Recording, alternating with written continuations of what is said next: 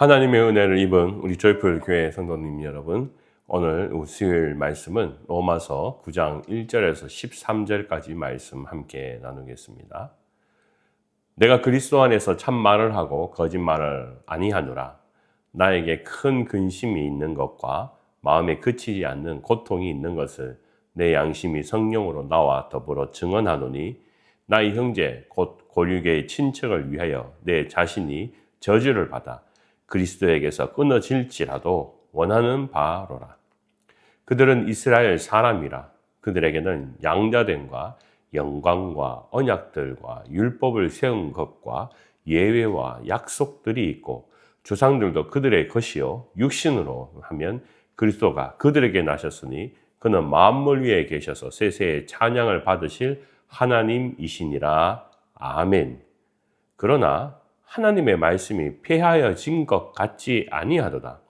이스라엘에게서 난 그들이 다 이스라엘이 아니요 또한 아브라함의 씨가 다 그의 자녀가 아니라 오직 이삭으로부터 난 자라야 내 씨라 불리리라 하셨으니, 곧 육신의 자녀가 하나님의 자녀가 아니요 오직 약속의 자녀가 씨로 여기심을 받느니라. 약속의 말씀은 이것이니, 명령이 이 때에 내가 이르리니 사라에게 아들이 있으리라 하심이라. 그뿐 아니라 또한 리브가가 우리 조상 이삭 한 사람으로 말미암아 임신하였는데 그 자식들이 아직 나지도 아니하고 무슨 선이나 악을 행하지 아니할 때 택하심을 따라 되는 하나님의 뜻이 행위로 말미암지 않고 오직 부르시는 이로 말미암아 서게 하려 하사, 리브가에게 이르시되 큰 자가 어린 자를 섬기리라 하셨나니, 기록된 바 야곱은 사랑하고 에서는 미워하였다 하신과 같으니라. 아멘. 하나님의 말씀입니다. 말씀을 주신 하나님께 감사드립니다. 아멘. 우리 말씀 앞에 기도드리겠습니다. 하나님, 오늘 이 시간도 저희의 영적 눈을 뜨고 이 새벽을 시작합니다. 아직 여전히 이 새벽은 캄캄하고 어둡지만 오늘 이 하루가 다시 주님의 뜻으로 또 주님의 주신 은혜로 시작될 때 더욱 햇빛과 같이 붉고 또 화려한 날을 기도하게 하시고, 또 그러므로 오늘 이 새벽에 깨어 우리의 마음이 주님 앞에 먼저 나아갈 때 주님께서 우리의 마음을 만져주시옵소서. 오늘도 합당한 은혜를 내려주시고 그에 맞는 하나님의 놀라운 말씀을 오늘 이 새벽에도 부어주시고 또 가르쳐 주실 줄 믿사오며 모든 걸 살아계신 예수님의 이름으로 기도드립니다. 아멘.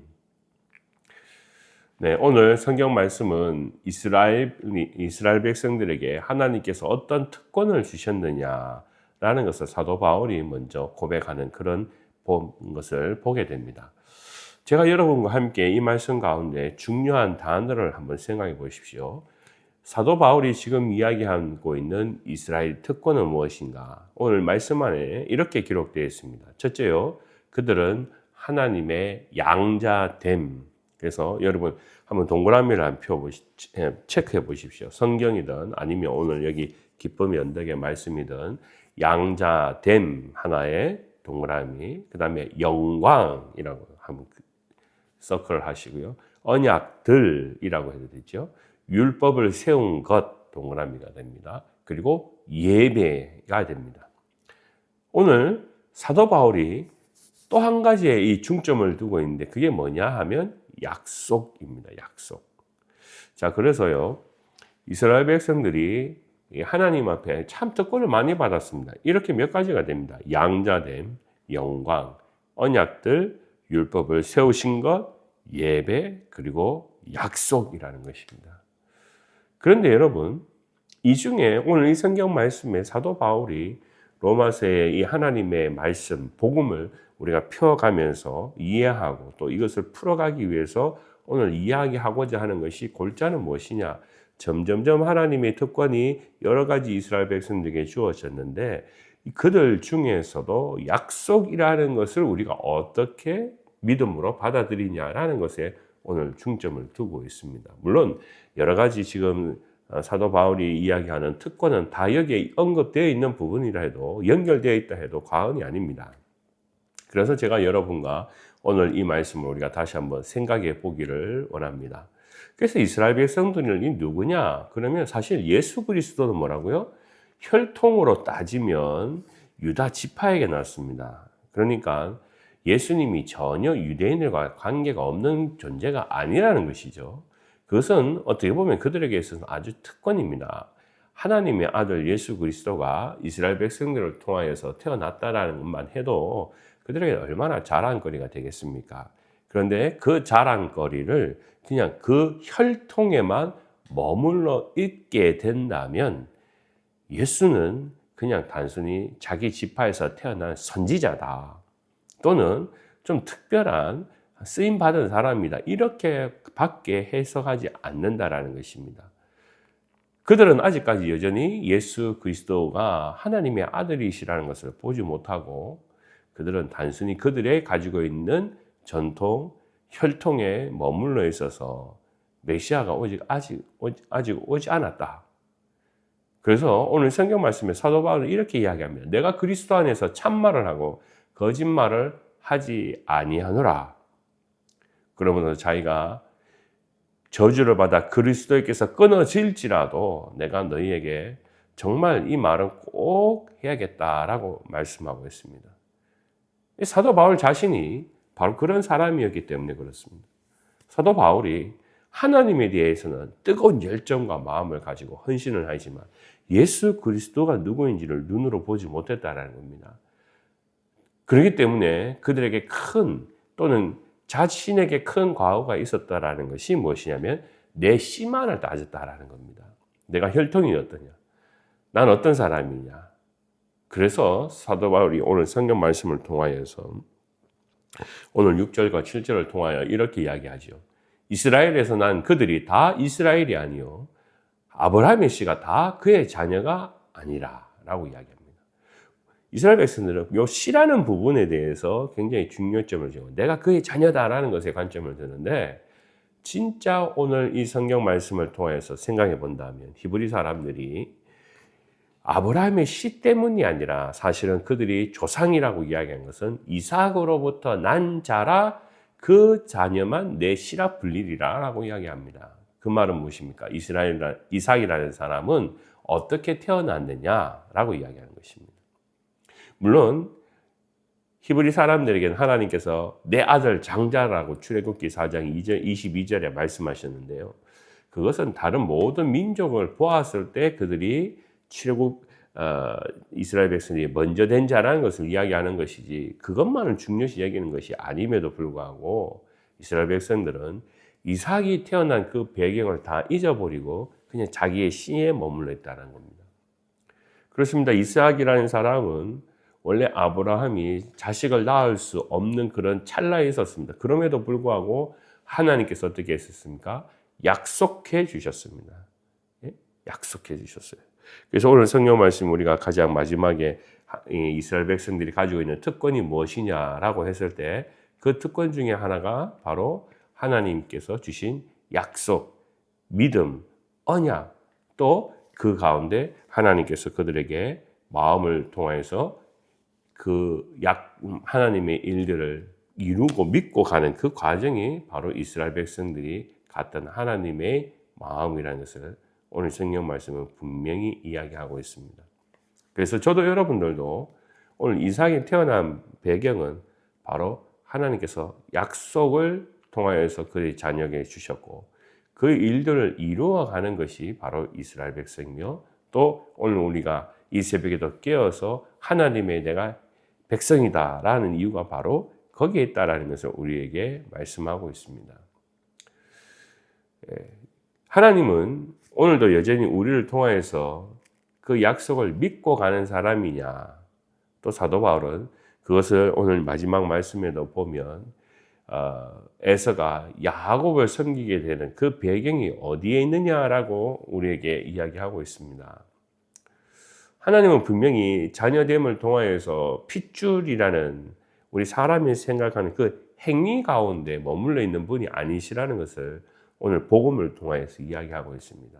복음은 행위가 아니라 약속을 믿는 사람에게 주어진 특권이라는 것을 말씀합니다. 하나님은 또한 사람의 선택과는 다르다는 것을 우리에게 말씀합니다. 이삭이라는 사람이 가만히 그의 눈으로도 들여다보았을 때 에서라는 것은 특별한 존재였습니다. 그래서 이삭은 에서야, 에서야, 에서야라고 이야기했지 않습니까? 그렇지만 하나님의 관점은 어디에 있었다고요? 내가 야곱은 사랑하고 에서는 미워하였다라고 했습니다.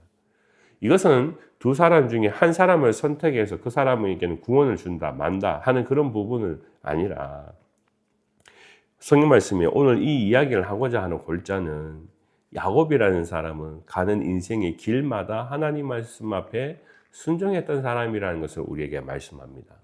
반대로 믿음의 형은 그에는 특권을 가지고 있었음에도 불구하고 그것을 제대로 지키지 못했던 사람이다. 약속을 지키지 못했던 사람이라고 우리에게 말씀하는 그런 장면이 됩니다. 그렇기 때문에 오늘 이 성경의 말씀을 통하여서 로마서 전체 9장의 말씀은요, 먼저 하나님의 사람이라고 이야기하는 이스라엘 백성들, 곧 그것은 자기 자신을 포함했던 인생의 삶이 되게 됩니다. 그런데 그들이 영적 눈을 뜨지 못한다는 것입니다. 예수 그리스도를 영접하지 못한다는 것입니다. 이게 얼마나 자기에는 안타까운 심정인지요. 그가 가지고 있는 영적 눈을 뜨고 그가 구원의 기쁨과 감격을 가졌던 이 사건이 이 동포들이 누리지 못한다는 것이 너무나 괴롭고 슬픈 것입니다. 그래서 1절에서 3절 사이의 말씀에 보면 바울이 사실은 울고 있는 심정과 같다는 것을 우리가 알게 됩니다. 그래서 여러분 다시 한번 오늘 1절에서부터 한번 3절까지 읽어보십시오. 이것은요, 바울이 정말 애타는 그런 마음입니다. 내가 이방인의 사도로 부르심을 받았지만 동족에 대해서 같은 자기의 핏줄에 관하여서 이것을 왜 깨닫지 못하느냐, 예수 그리스도가 우리에게 주신 하나님의 사랑인 것을 왜 깨닫지 못하느냐, 그것을 자신이 스스로 안타까워하면서 눈물을 흘리는 심정으로 내가 하나님께로 멀어진다 할지라도 내가 이것을 제발 좀 깨달았으면 좋겠다라고 말씀하고 있는 장면입니다. 우리가 한국에서 떠나서 해외 생활을 하면 다 애국자라는 말을 종종 할 때가 있습니다. 우리가 한국을 떠난 지 20년, 30년, 또 어떤 분들은 40년, 그리고 인생의 모든 것이 미국에서 거의 이루어진 그런 분들 계시겠는데요. 그럼에도 불구하고 우리는 한국의 뉴스를 종종 들여다봅니다. 유튜브를 통하여서 한국은 어떻게 지금 오늘 무슨 일이 일어났나, 그런 것들 우리가 관심 있게 보게 됩니다. 특별히 정치적인 상황들도 우리는 들여다봅니다.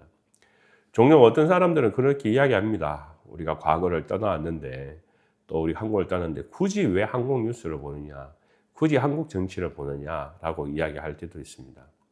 그럼 왜 그럴까요? 우리는 분명히 미국에 사는데 왜 한국에 관심이 많을까요? 그것은 우리의 뿌리이기 때문에 그렇습니다. 아무리 우리가 미국에 산다 할지라도 우리는 자꾸만 그 뿌리에 대해서 잊어버릴 수가 없습니다. 그것은 사도 바울이 가지고 있는 마음과도 똑같습니다. 지금 사도 바울은 이방을 향하여서 그리고 세계를 향하여서 지금 선교를 하고 전도를 하는 그런 과정이 있습니다. 그런데 왜 그는 자꾸만 오늘 이 로마서 9장 통하여서 내가 같은 동족에 대해서 아픔과 슬픔, 애타는 심정, 눈물 흘리는 감정이 있다고 이야기하는 것일까요?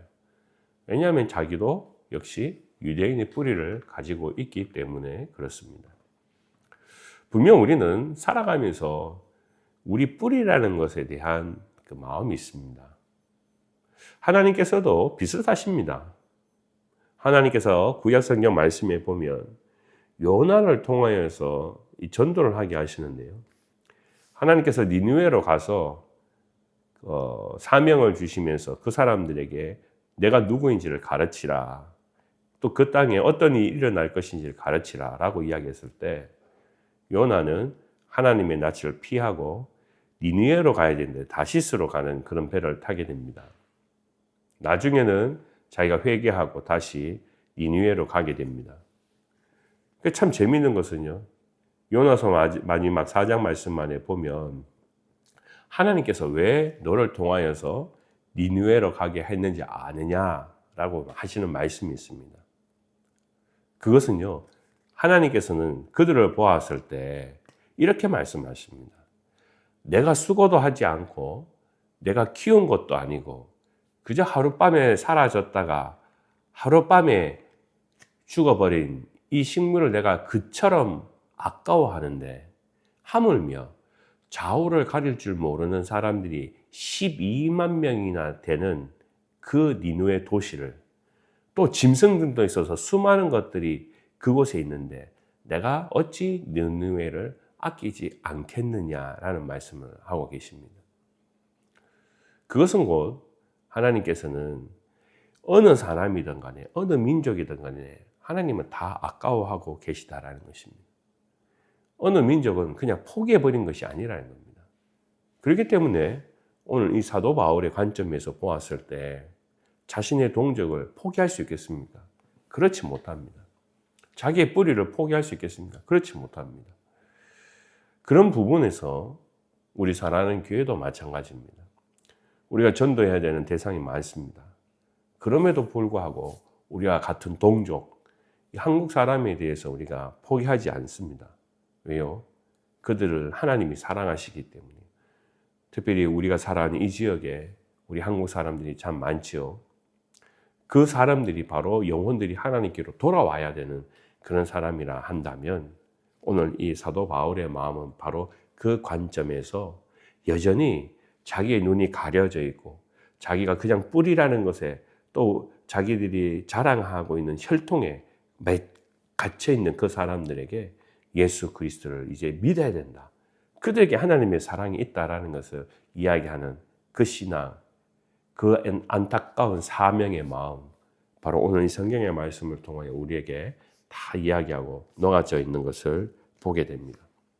저도 여러분들도 오늘 이 시간 우리가 다시 한번 우리의 믿음의 뿌리를 우리가 생각하면서 우리가 누구를 위하여서 내가 가진 구원의 기쁨을 나눠야 될 것인가? 나와 함께 있는 동족 가운데, 또 한국에 있는 친척 가운데, 또 내가 친구 가운데 예수 그리스도를 알고 또 믿고 따라가야 되는 사람은 어떤 사람이냐? 또한 내가 이 지역에 살아가면서 나의 이웃은 누구이냐?